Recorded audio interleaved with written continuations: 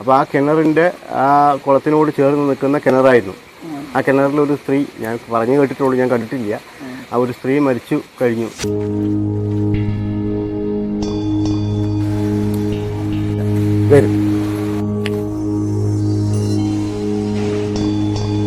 എല്ലാവർക്കും നമസ്കാരം. ഞാൻ ശ്രീനാഥ് വടക്കഞ്ചേരി. എല്ലാവർക്കും എൻ്റെ പുതിയൊരു വീഡിയോയിലേക്ക് സ്വാഗതം. ഞാനിപ്പോൾ നിൽക്കുന്നത് പാലക്കാട് ജില്ലയിലെ വടക്കഞ്ചേരി കാളത്തോട്ടത്തിൽ സ്ഥിതി ചെയ്യുന്ന ഇടുക്കാവുമുത്തി ക്ഷേത്രത്തിലാണ്. നമ്മുടെ നാട്ടിലെ ഈ പുരാതന അമ്പലത്തെക്കുറിച്ച് ചോദിച്ചറിയുവാൻ ഇവിടുത്തെ ആവേയും കാളിദാസ് നമ്മോടൊപ്പമുണ്ട്. നമുക്ക് അദ്ദേഹത്തോട് ചോദിച്ചറിയാം ഈ അമ്പലത്തിന്റെ പ്രത്യേകതകളും നിഗൂഢതകളും പൂജകളുടെ പ്രത്യേകതകളും എന്താണെന്ന്.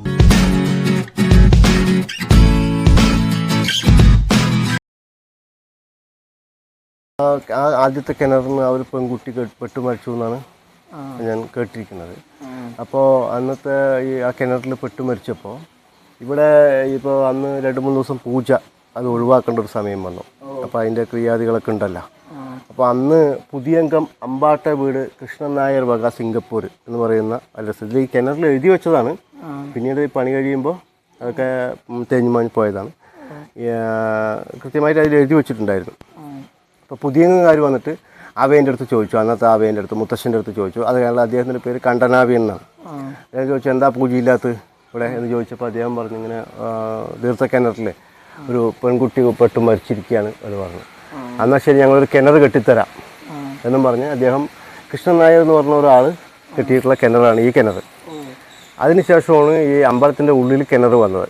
അപ്പോൾ നമ്മൾ പൂജ സമയത്ത് പിന്നീട് അതിന് ശേഷമുള്ളത് ഈ അമ്പല കിണറെടുത്ത് വെള്ളമെടുത്ത് നമ്മൾ ആദ്യം പടിയൊക്കെ ശുദ്ധീകരിച്ച് നമ്മൾ പടിയൊക്കെ കഴുകി വൃത്തിയാക്കി പടിയിൽ കൂടെ കയറി പോയി ഭഗവതിയുടെ സന്നിധി എത്തി കഴുകി വൃത്തിയാക്കുകയാണ്.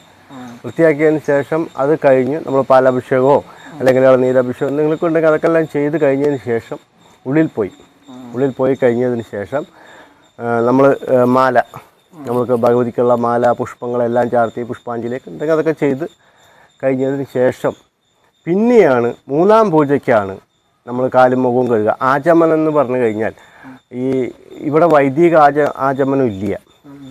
കാലിൽ നിന്ന് നമ്മൾ മുട്ടും കാലിൻ്റെ അവിടെ നിന്ന് നമ്മളിപ്പോൾ ഈ കണ്ണിക്കാലിൻ്റെ അവിടെ നിങ്ങൾ കാല് കഴുകുക, കൈ ഇവിടെ നിന്ന് ഇതുപോലെ ഇവിടെ നിങ്ങൾ കഴുകുക, മുഖം വൃത്തിയായി കഴുകുക എന്നാണ്. ആചമനം എന്ന് പറഞ്ഞു കഴിഞ്ഞാൽ വൈദിക ആചമനം വേറെയാണ്. നമ്മളിങ്ങനെ 3 പ്രാവശ്യം ഇങ്ങനെ ഇതൊക്കെയാണ് അവരുടെ ആചാരം. ആ ഒരു ആചമനം അല്ല ഇവിടെ. അത് മൊത്തം ഈ കണ്ണിക്കാലിൻ്റെ കീഴ്പോട്ടും കുതിങ്കാലും ഇവിടെ നിങ്ങൾ കഴുകി മുഖവും കഴുകി വായി നന്നായി കഴുകണം എന്നുള്ളതാണ് മലബാർ ഇതിൽ പറയുന്നത്. അത് കഴുകി കഴിഞ്ഞതിന് ശേഷം പിന്നെ തിടപ്പള്ളിയിൽ ഒരു വിളക്ക് കത്തിച്ചിട്ട് നമ്മൾ ആ നിവേദ്യം കൊണ്ടുപോകുന്ന സമയത്ത് മാത്രം ഒരു തിരി കത്തിച്ച് 3 മണിയടിച്ച് ആ നിവേദ്യം ഉള്ളിലോട്ട് നമ്മൾ കൊണ്ടുപോകുന്ന സമയത്ത് ആദ്യം വിളക്ക് കൊണ്ടുപോകും, അതിനുശേഷം നിവേദ്യങ്ങൾ. അതിപ്പോൾ ഉത്സവ സമയത്തൊക്കെ നിവേദ്യം ഉണ്ടാവും. അപ്പം അങ്ങനെ ആ വിളക്ക് ഉള്ളിൽ കൊണ്ടുപോയിട്ട് നമ്മൾ ആ സമയത്ത് മാത്രമാണ് ഭഗവതി ഉള്ളിൽ ഒരു വിളക്ക്. അത് കഴിഞ്ഞാൽ പിന്നെ ഇവിടെ ഒരു പ്രത്യേകത എന്താണെന്ന് വെച്ച് കഴിഞ്ഞാൽ അപ്പോൾ ഒരു പായസം ഒരു ഉരുളിയിൽ വെച്ചാൽ ആ ഉരുളിയിൽ നിന്ന് പിന്നീടൊരു നിവേദ്യം അതിന്ന് കുറച്ച് മാറ്റി വയ്ക്കാനോ അല്ലെങ്കിൽ വേറൊരു കടുമധുര പായസം ഉണ്ടാക്കുക, പാൽപ്പായസം ഉണ്ടാക്കുക എന്നുള്ളൊരു വിജയം എനിക്കറിയില്ല. അതിപ്പോൾ അതിനെക്കുറിച്ചിട്ട് എനിക്കറിയില്ല, അങ്ങനെ ഞാൻ കണ്ടിട്ടില്ല. അടുത്ത് നമ്മൾ പാൽപ്പായസം വെക്കണമെങ്കിൽ അത് വേറെ ഉരുളിയിൽ പാൽപ്പായസം വെക്കണം. അതുപോലെ നമ്മളിപ്പോൾ ത്രിമധുരം ഉണ്ടാക്കുകയാണെങ്കിൽ വേറെ ഉരുളിയിൽ ഉണ്ടാക്കണം. അതുപോലെ നമ്മൾ നിവേദ്യം വെക്കുകയാണെങ്കിലും വേറെ ഉരുളി വേണം. എത്ര ഉരുളി വെച്ചാലും ആ ഒരു ഇത്രയും കർമ്മങ്ങൾ ഇത്രയും ചെയ്യുന്ന നിവേദ്യങ്ങൾ അത് ഓരോ ഉരുളിയിൽ വെക്കണം എന്നാണ് ഇവിടുത്തെ മെയിൻ ആദ്യത്തെ പ്രത്യേകത. അത് കഴിഞ്ഞ് അതെല്ലാം അവിടെ കൊണ്ടുപോയി സാധാരണ പൂജയ്ക്ക് ഒരു പായസമാണ് വെക്കുക. അപ്പോൾ പാൽപ്പായസം ഉണ്ടെങ്കിൽ ഇപ്പോൾ അച്ഛൻ ഗോപാലകൃഷ്ണാവിയൻ പറയുന്ന അന്നത്തെ ദിവസം പാൽപ്പായസം മാത്രമാക്കും. കാരണം അതിൻ്റെ ഉള്ളിൽ സ്ഥല സൗകര്യങ്ങൾ പോരാ. അപ്പോൾ അതുകൊണ്ട് നമ്മൾ എന്ത് ചെയ്യുമ്പോൾ അന്നത്തെ ദിവസം പാൽപ്പായസം ആരെങ്കിലും തന്നാൽ പിന്നെ അന്നത്തെ ദിവസം പാൽപ്പായസമാണ്. പിന്നെ അതിന് വേറൊരു പായസം ഇല്ല. അപ്പോൾ ആ പായസം തന്നെയാണ് അന്ന് വിളമ്പുക. അത് നിവേദിച്ച് ഭഗവതി സേവിക്കും. പിന്നെ ഇവിടുത്തെ ദേവിക്ക് എങ്ങനെയാണോ നമുക്ക് പ്രാധാന്യം അതേപോലെ നമ്മുടെ ഉപദേവന്മാർക്കും അതിന് പ്രാധാന്യമുണ്ട്. അത് അതിന് പ്രത്യേകിച്ച് പറയാന്ന് പറഞ്ഞാൽ നമ്മൾ ഭഗവതിക്ക് ഊട്ടിയ പായസം അതേപോലെ തന്നെ തണ്ടൻ മുണ്ടൻ കണ്ടാകരനാണ് ഇവിടുത്തെ മെയിൻ ഈ ഉപദേവനായിട്ട് ഭഗവതിയെ കഴിഞ്ഞാൽ അദ്ദേഹത്തിന് ആദ്യം ഊട്ടും. അത് കഴിഞ്ഞ് പറഞ്ഞാൽ പിന്നെ വിഷ്ണുവാണ്. ഇവിടെ ആശ്രമത്തിലുള്ള വിഷ്ണുവാണ്. അപ്പോൾ ആ വിഷ്ണു അത് കഴിഞ്ഞാൽ വിഷ്ണുവിന് നമ്മളത് ഊട്ടും. പിന്നെ ഊട്ടുന്നത് ഭൂതത്താനാണ്. പിന്നെ ഭൂതത്താൻ്റെ സന്നിധിയാണ്. ഭൂതത്താൻ എന്ന് പറഞ്ഞാൽ പഞ്ചഭൂതങ്ങളിൽപ്പെട്ടുള്ള ആൾ തന്നെയാണ്. അദ്ദേഹം തന്നെയാണ് പല പല 2 രൂപത്തിലാണ് ഇവിടെ ഒന്നാമത്തെ ഇരിക്കുന്നത്. ഭൂതത്താന് ഊട്ടണം. അത് കഴിഞ്ഞാൽ ഗണപതിക്കാണ്. അതേ നിവേദ്യം തന്നെ ഗണപതിക്ക് ഊട്ടുകയാണ്. ഇവിടെ ആദ്യ ഗണപതി സങ്കല്പമാണ്, അല്ലാതെ നമ്മൾ വൈദിക ഗണപതി എന്നുള്ള രീതിയിലല്ല. അപ്പോൾ വൈദികത്തിലേക്ക് അത് കഴിഞ്ഞാൽ പിന്നെ മുത്തിയുടെ ഇടതു ഭാഗം ഇരിക്കുന്നതെല്ലാം പ്രേതങ്ങളാണ്.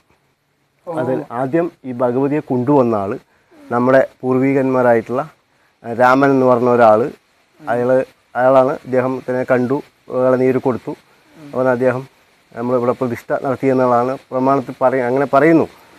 അപ്പോൾ അദ്ദേഹത്തിനാണ് പിന്നെ ഊട്ട്. ഉപദേവന്മാർ എന്ന് വെച്ചാൽ ഭഗവതിയുടെ ക്ഷേത്രപാലകന്മാരെന്നും പറയും. ക്ഷേത്രപാലകന്മാരുടെ കഴിഞ്ഞാൽ പിന്നെ സ്ഥാനം കോലങ്കണ്ടാവിയനാണ്. കോലങ്കണ്ടാവിയൻ എന്ന് പറഞ്ഞാൽ നമ്മളൊരു മുതുമുത്തശ്ശൻ എന്നുള്ള ഒരു അർത്ഥമാണ്. നമ്മുടെ ഈ ഒരു ഓരോരോ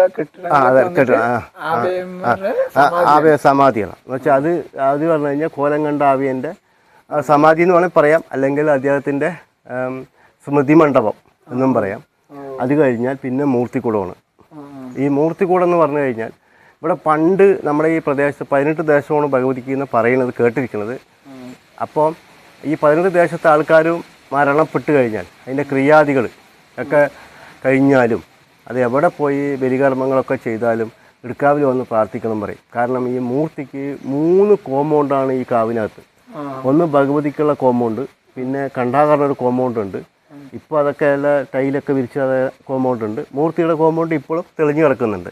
അത് പ്രേതത്തിൻ്റെ അവിടേക്ക് അവിടെ ലാസ്റ്റ് അദ്ദേഹം മൂർത്തിക്കുടം എന്നാണ് പറയുക.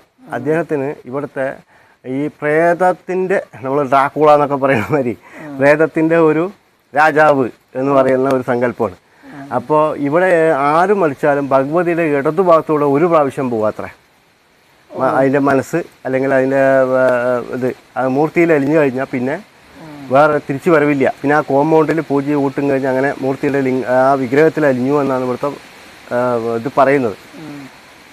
അപ്പോൾ അത് കഴിഞ്ഞു കഴിഞ്ഞാൽ പിന്നെയുള്ളതെല്ലാം ഈ പ്രേതന്മാരാണ്, ഈ പ്രേതമുത്തന്മാരും അവരൊക്കെയാണ് ഇടതുഭാഗത്ത്. നമ്മുടെ ഇത് വന്നിട്ട് ഈ കിണറ്റിന്റെ ഉള്ളിലാണ് ഭഗവതി ഇരിക്കുന്നത്. അതെ, അത് കൂടാതെ റൈറ്റ് സൈഡും ലെഫ്റ്റ് സൈഡും ആയിട്ട് വേറെ കുറച്ച് ദേവന്മാരുണ്ട്.